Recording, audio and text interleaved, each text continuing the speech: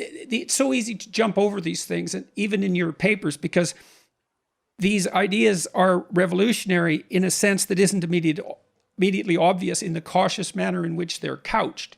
Because people do assume, for example, that children learn aggression, and as you pointed out, that aggression is much more common, say, among adolescent males or young adult males. But even much to your surprise, that isn't what you found. So I would like to ask you two questions about that. Like, why do you think you were surprised? What had you gone in there expecting? And how does this violate the assumptions that people, including scientists, generally make about aggression? Yeah. Well, you cited Rousseau and Bandura. The research on aggression made me realize that their perspective on we are born good and it's your environment that makes you bad didn't work when you were looking at one of the worst things you call bad is physical aggression. Because we were following children from essentially birth, and the children that we were following then, they're now in their 40s, and we are still following them. We showed that between birth and adulthood, the time at which you use physical aggression against others most often is between 2 and 3. And the reason it's not at 1 or at 6 months, it's because by the time you're 2 and 3, you're much more able to aggress others in terms of you can run, you can hit, you can kick, well, as you don't see that at 6 months. But these behaviors are clearly there at the start. And as we followed the children over time up to adulthood, we saw very clearly that the frequency of physical aggression was dropping. There was less and less frequency of physical aggressions up to adulthood.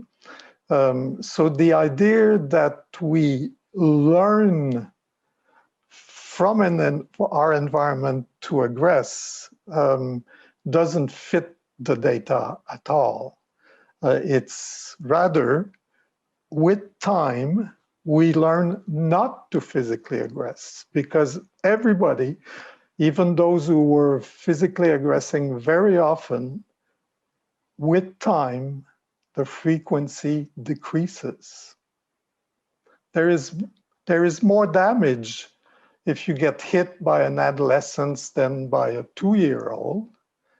But in terms of frequency, we learn not to use physical aggression as we get older. Okay, so what we might say that this constitutes a delayed victory for the philosopher Thomas Hobbes, who had exactly, and from the inventor of the original sin. The idea of the original sin comes from the Saint, what's his name?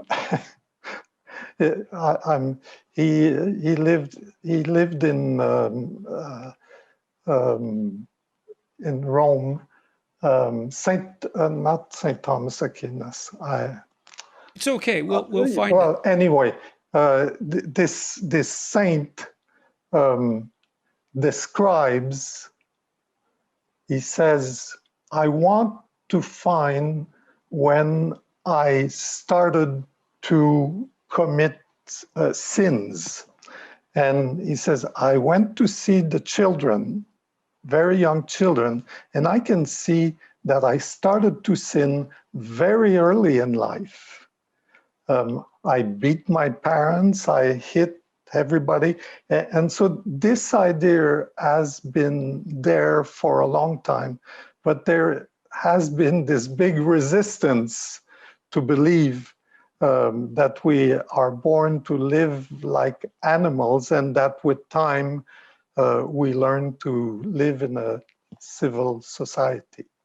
Okay, so do you have any sense, Richard, of why that resistance manifested itself? And I would also say continues to, because it seems to me that the default view that people are good, especially children, innately, and that they're corrupted by exposure to bad models and by society, I would say that's the default view, and it's certainly the default view on the left end of the political spectrum.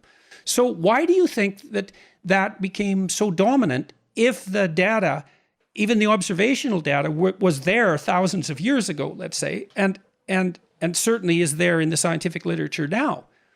Yes, well, I guess it's a normal reaction of humans to not to accept the from an evolutionary perspective, we are animals that have sort of learned to live together in a more sophisticated way than the monkeys and the chimpanzees. But it's very clear that if we take a Darwinian perspective to evolution, it makes a lot of sense. And Darwin was also one of those who said at one point, I am looking at the way my children behave,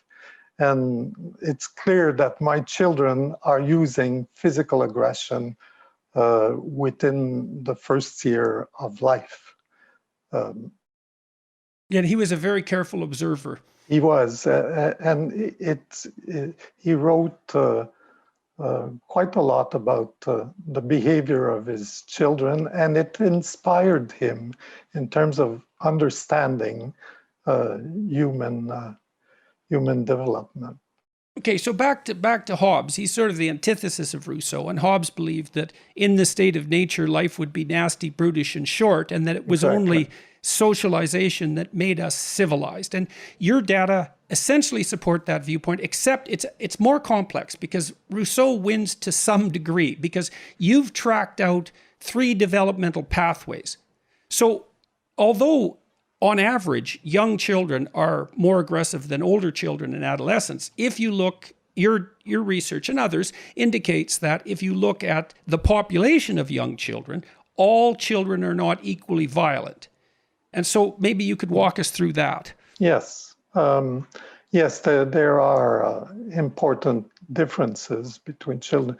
Those who are most aggressive use physical aggression most often early in life. I don't have the data in front of me, but it's not much more than 20-25%.